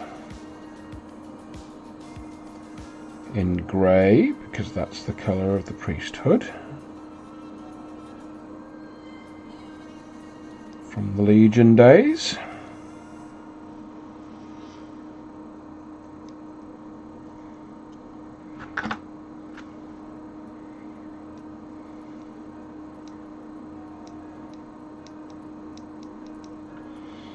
All the word-bearers cultists wore grey robes back in the day.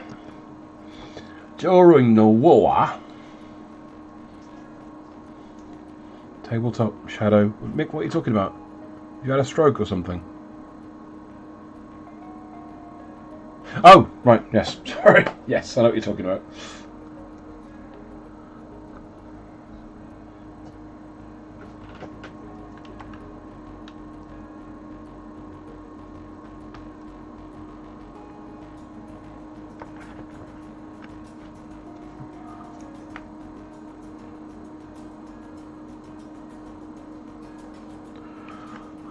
And this is Basilicanum with a little bit of Gracia.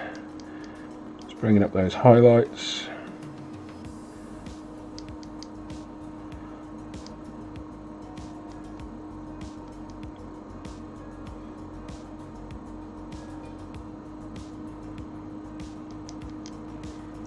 I mean, that looks okay in its own right, really, doesn't it?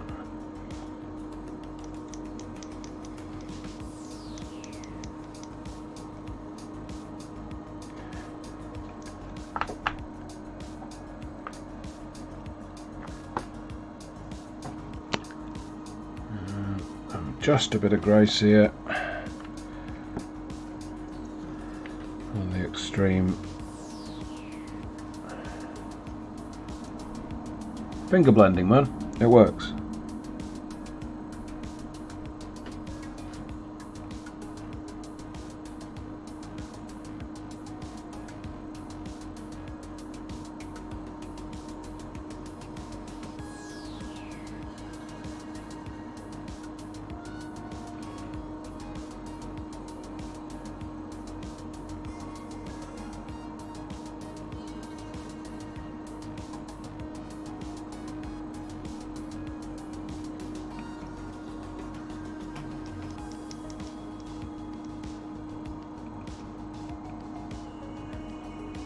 Oh yeah, forgot about that. Let's do something with that. What should we do with that? What shall we put on our skulls? Some sort of nice bony colour. What is my nice bony colour? I can't see my nice bony colour. Where's it? Oh, there it is. There it is. Thank you, Nick. And hello, Nick. Right,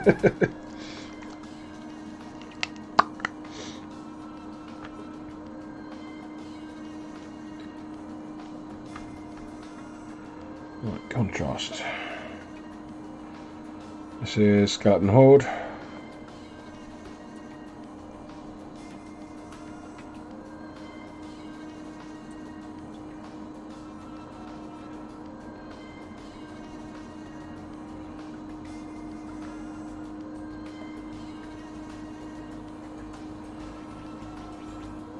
Let that dry for a bit.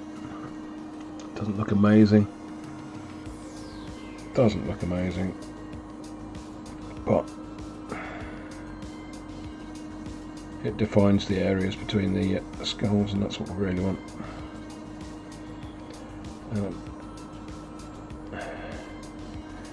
We might try something a little bit fancy with this as well. Oh yeah. Do kind of need to do the pages of the Balefire Tome as well, so we'll just put them in grey for a minute. This is grey sear.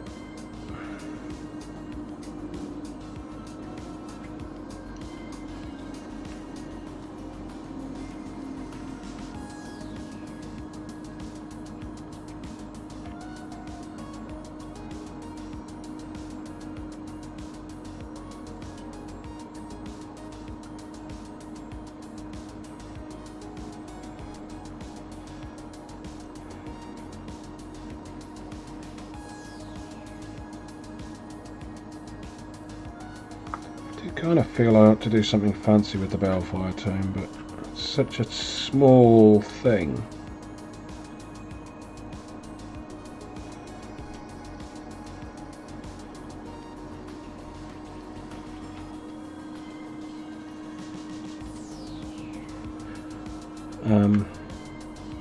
I mean, never let it be said that you can't do fancy and satisfying things with small things, but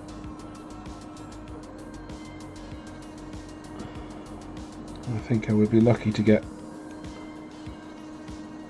Yeah, we won't be able to get any texture or anything like that on there, I don't think. Not very easily.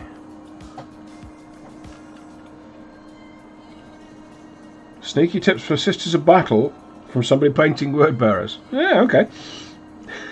Let's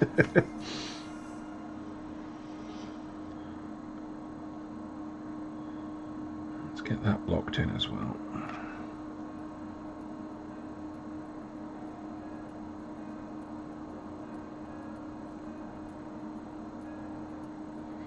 Get a bit more of the grey sear on there, just to raise up the highlights a little bit, because we're going to come in with some of my patented brown liquid in a minute, and that'll dull everything down. Why am I still using this brush? That was for dry brushing. There we go. Got it? There we go.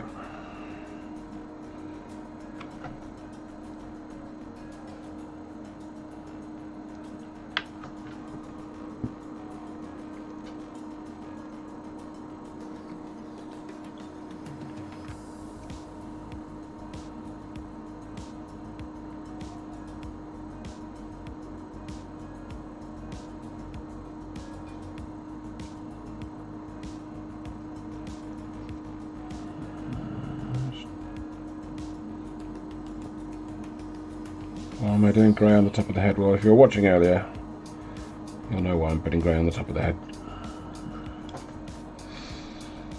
Right.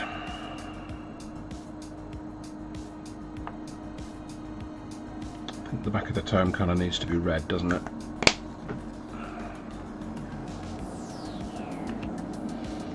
So this is corn red. Blocking in colour at this point.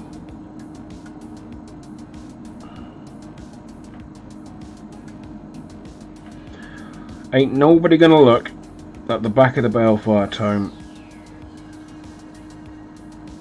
Ain't nobody.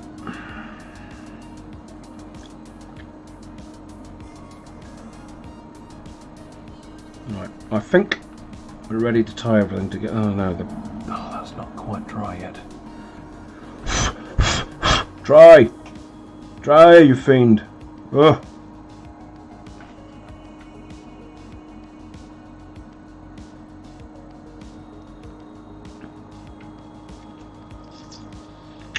Okay, we'll do that bit last, but we're going to press on. Yeah, we'll use that brush again, because let's use that brush again. It's got crap in it.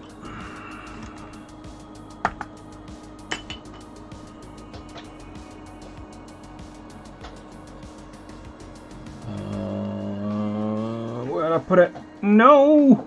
No, where is it? Ah, there it is. 50% Seraphim Sepia, 50% Agric Earthshade. No,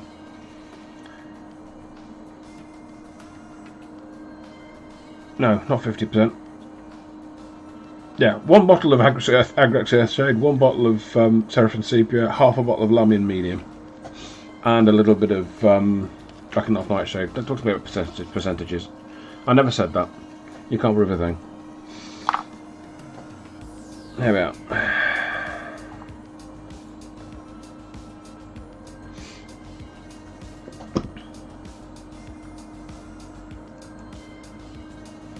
Obviously, they're changing the sizes of all the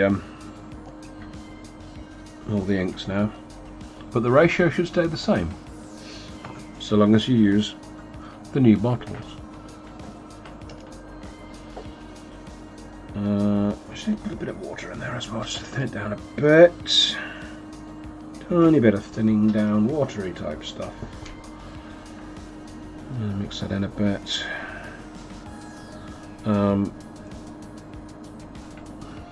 Because with the extra Lamian Medium in there, this can be kind of gloopy, which is not entirely what you want for this bit.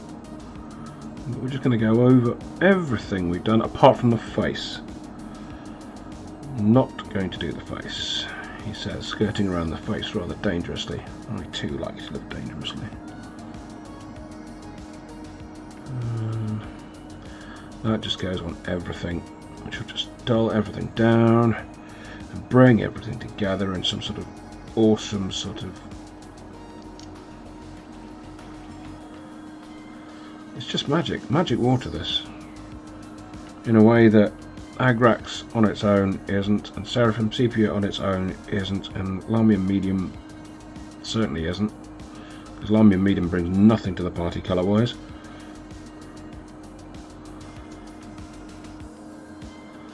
But it just brings everything together like a beautiful thing that brings everything together.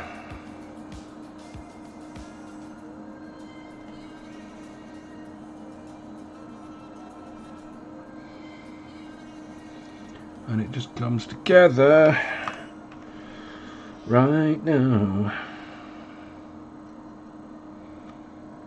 Just, oh, this stuff.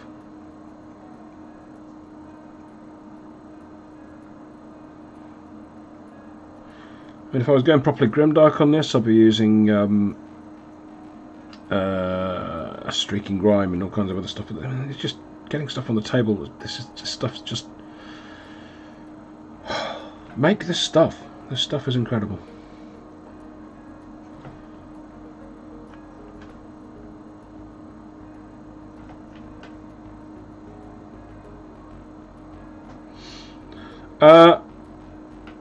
New washes are okay. New washes are okay. I've only got a couple of them. I was very strategic about buying them because I was in Warhammer World at the time and I didn't want to spend too much money on paints, and then I promptly spent too much money on paints. But the ones I've got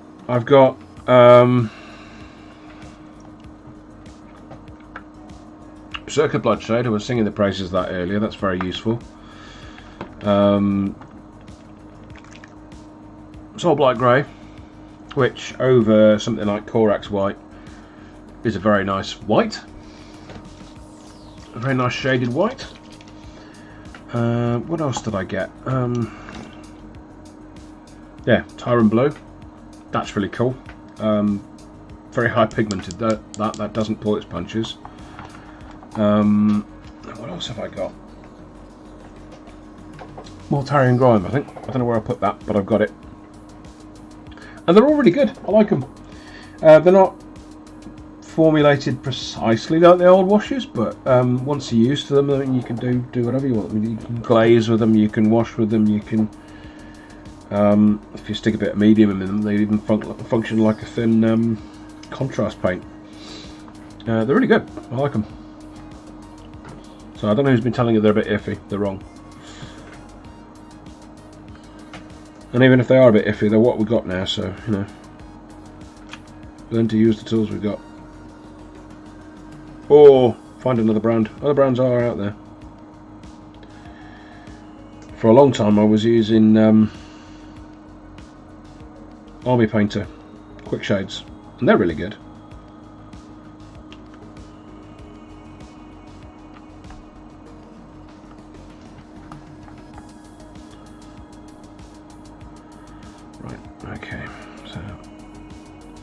So that's brought all that together. It's a little bit of a shine to it, but we're okay with that. We're okay with that. I mean, that's still brought all that together as well. So I'll just drag a bit of that over there just to get some shade and interest on the book as well. And I think what we're going to do now, in the 3 minutes that are remaining, is I'm just going to demonstrate. 3-ish minutes. You know, I don't particularly. I'm not married to finishing on time particularly.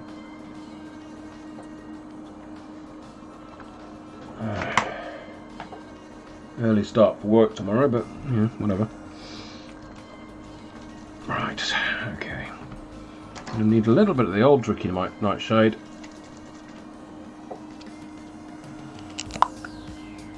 The Tricky Violet, not Nightshade. It's Drakenhof Nightshade. The purple one. We're just going to get around underneath, maybe a little bit in the eye sockets, just to give it a really sort of unhealthy, sort of otherworldly pallor.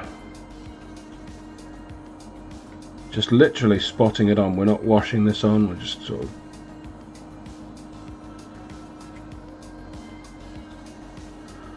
around the whatever passes for detail on that guy's head, because there's something there, isn't there? Definitely something there. Yeah, around the eyes.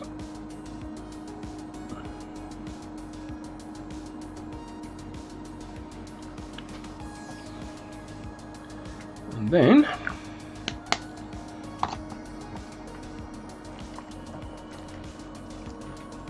to deepen that even further,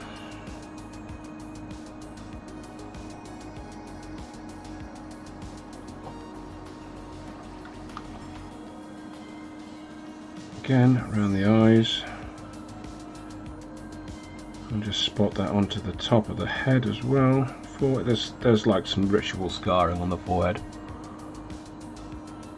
I don't know whether you can quite see that. Light down a bit closer. Can you see that? Yeah, there's some ritual scarring on the forehead.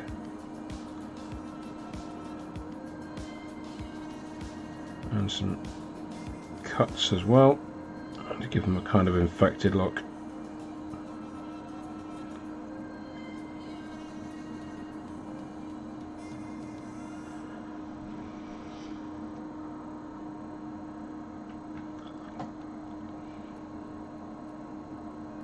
He doesn't look well. He looks like he's having problems.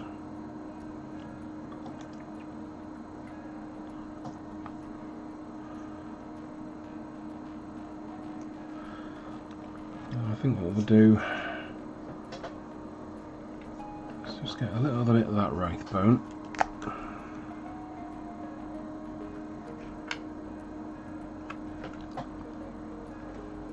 A little bit of this ink. Mix it together. A little bit more wraith bone.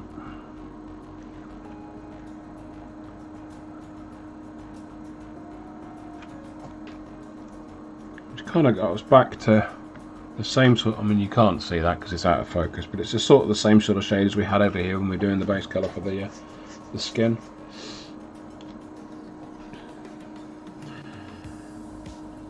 And now the ink has sort of kind of dried. We're just going to pick out the very highlights again. Tip of the nose, the tops of the eyebrows, top of the cheekbone, just very carefully.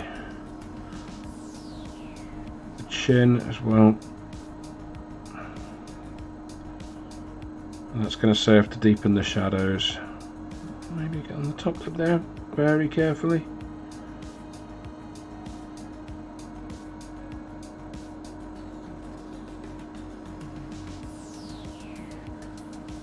Yeah. Oh, I see what's going on here. Right, okay. Yeah, he's just been cutting on himself. It's not raised scars.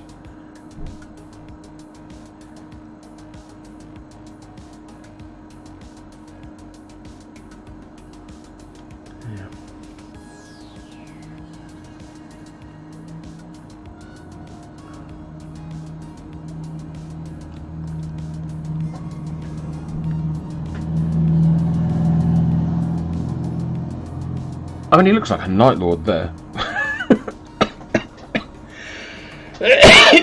Which is ironic, really, because he looks nothing like my Night... Oh, no, yeah. Yeah, he looks more Night Lordy than my Night Lord. Yeah, well. Right, I think we are going to leave it there. And I think we'll probably come back to him